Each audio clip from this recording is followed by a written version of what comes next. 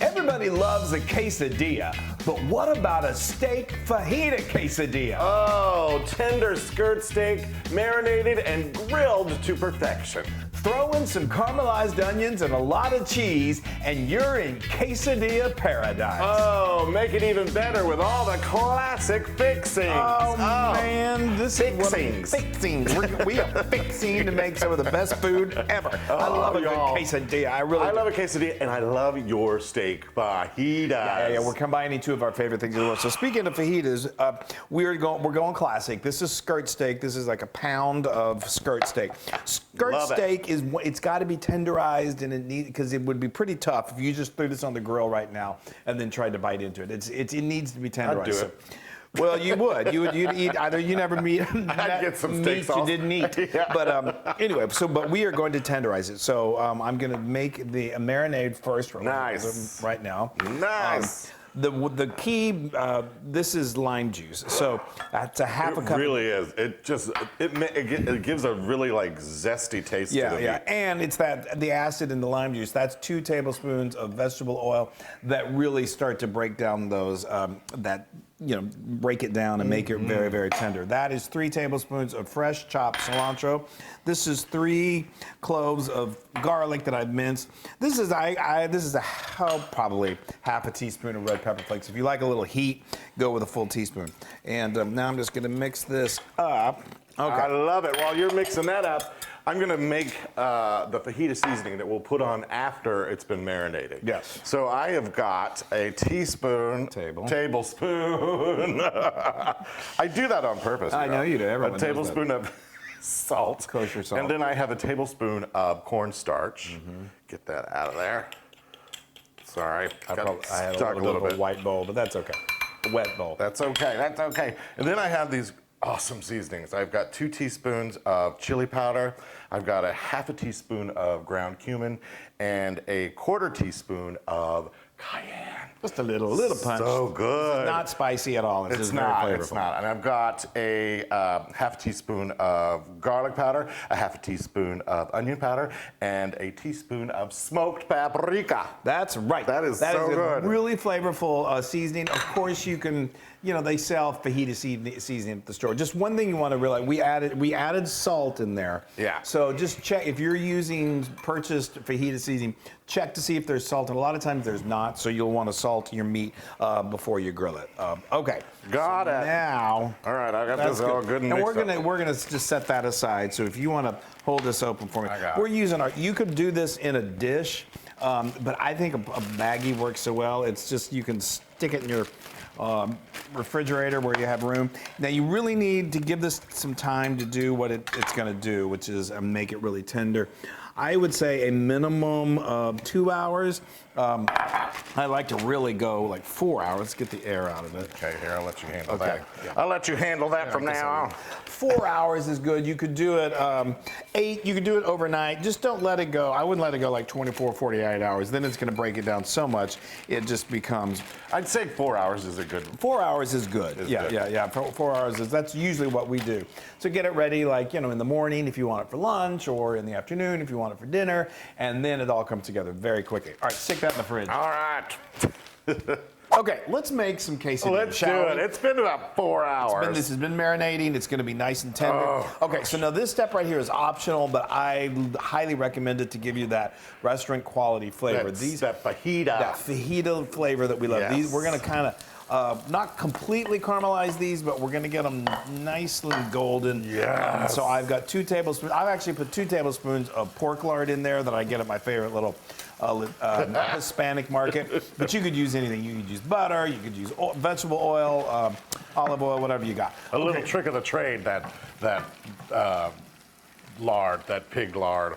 It is a little trick of the trade. It just gives you that fabulous Tex-Mex pork lard flavor. All right. Pork lard, yeah. So this, like we said, this has been in there for about 4 hours. Wow, look at that. Yeah. So now you're just going to want to, it's okay if some of these remnants of like the cilantro, and you don't have to completely clear it off. There's flavor in there. Yes, right. But I get, kind of give it a good shaking. Is that good? That's good. That's perfect. Okay. Look at that. You can just toss this now. You've done your job. Thank you. All right. I've got a little on here, but that's all right. It gives some flavor out there. Yeah. Now, while my onions are, I'm going to crank my heat up a little bit. are simmering, I'm going to just apply this rub, or this fajita seasoning that we made. There you go. And again, remember, this has got salt in it, so we don't need to add any more salt to the meat, okay? Yes, exactly. Okay, but be pretty liberal with it.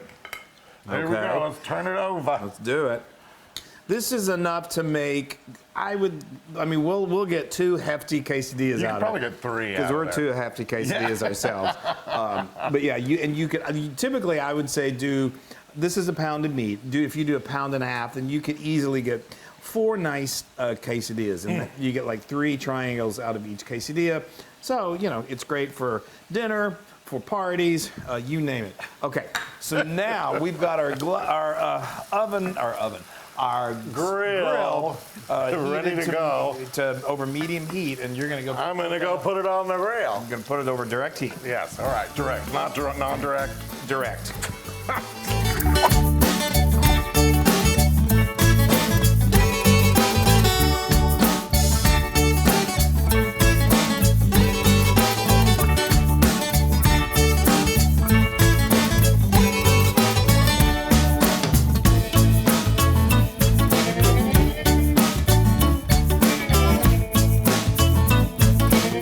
Quesadilla time, folks. Oh, y'all, first of all, look at that. That steak. So it was about 5 minutes. 5 minutes per side. Yeah. You want to get if you like a little pink inside, which we do, like medium, we do it to about 155. Use our digital thermometer. But can I show the onions? yes, so look those at are caramelized those. onions. So those went about the length of good. time that the meat is cooking, which is about 12, 15 minutes. You don't have to, if you continue to good. cook those down, they'd really get deeply caramelized. You don't need to do that. But they sort of become a little sugary, kind of sweet. They're perfect enough for meat. So good. They are so good. All right, so I'm gonna cut these up into little strips. And remember, when you're doing fajitas, you go against the grain. Yeah. Here's the grain right here. See the lines. I'm gonna go like this. And I've kind got of at a diagonal. Yeah. And so you don't want to do, when you get fajitas, you usually get like the nice big strips. Wesley loves those big old strips, but I was like, oh wow, that is so you tender. kind of want to give it somewhat bite-sized pieces. This is super tender, so it's gonna not. But Look at that! Look at that! I would recommend doing them. That is perfect. Bite-sized. That's the biggest you were gonna do it. Okay. Yeah. So Well, we've got a large non-stick skillet here, and I have got this is a burrito-sized tortilla. You can get these at the store. They're easy to find. I also do, when I do like our chicken tortillas, I get the fajita size, which are more like this size, and then I do the whole flip, and that's can be a little treacherous, things may fall out, but it's kind of fun, and you get one whole quesadilla like that, or you can do like what we're gonna do, and we're gonna fold it, and it'll give you 3 lovely triangles. So what I did is I just put about a teaspoon to a tablespoon of vegetable oil in this skillet that's over medium heat. We're using Monterey Jack cheese. I love Monterey. I do too. But you could use cheddar is lovely. You could use Colby Jack. You could use some Chihuahua, some Mexican melting cheese. Anything that melts really well. Yes. I wouldn't recommend mozzarella, but I've seen people do it, and you can do that. Okay, so you're going to just do one side of the tortilla, and we're going to do about a half a cup more on the top than the bottom. And now we do this? Yeah, if you're going to leave them that big, okay. Well, I cut them down small. Okay, fine. My hands are clean. I'm just kind of pick them up and throw them on there. Yeah, that's no problem. Oh, look at that, you guys. Strategically, just sort of evenly put them there. Now, what we are just doing one tortilla, so that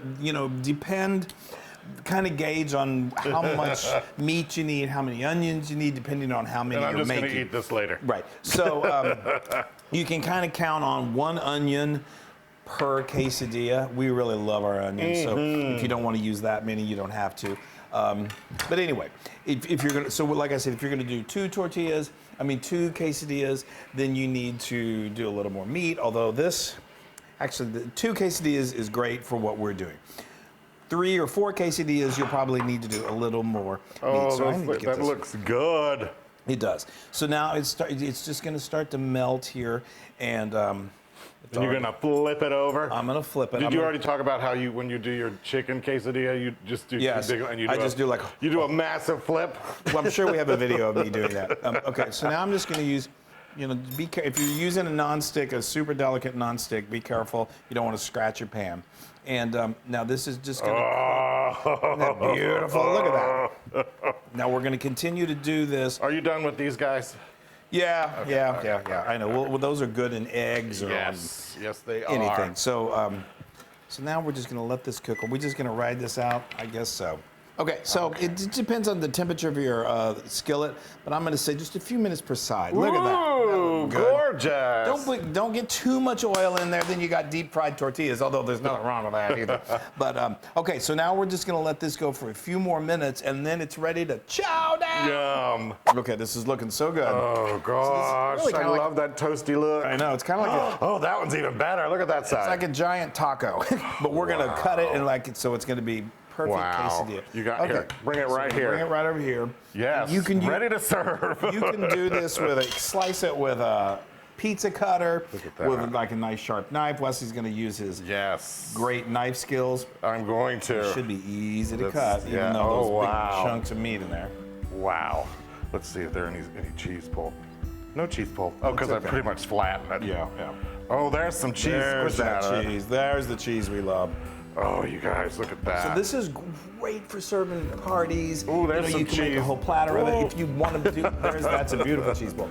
If you want to do these, if you're going to make multiple of them, which I highly recommend, just turn your oven on low, like 200 degrees, and just keep them warm as you're making them. They'll stay perfect and delicious. Now, of course, you need your, like we said, the fixins. I love a little sour cream. And then I'm just open. Oh, look at that, you guys. Look at all that cheesy, melty cheese.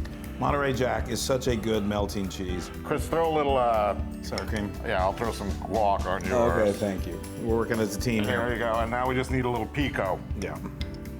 You can also, I love a little salsa too, if you want to put a little salsa. That's delicious. Okay. This is the real deal, you guys. Fajita. That is, I'm dying. This is going to be a little warm. Delicious. We don't even have plates, but I know. Who cares? Who cares? This is cheers. This is handheld finger food. Wow. I got cheese everywhere. Wow. You guys. That takes quesadillas to the next level. I can't even talk. It's so good. I'm snarping it. My favorite, it's so sweet. My favorite thing for my mother to order, who's 92 years old, at Tex-Mex restaurant, and she still goes. Her and my dad still love going to Tex-Mex restaurant for quesadillas. So this is for you, Mom. Yes. Oh, you'd love these, Mondale. I'm gonna make these for you soon. All right. Oh, all right. These are.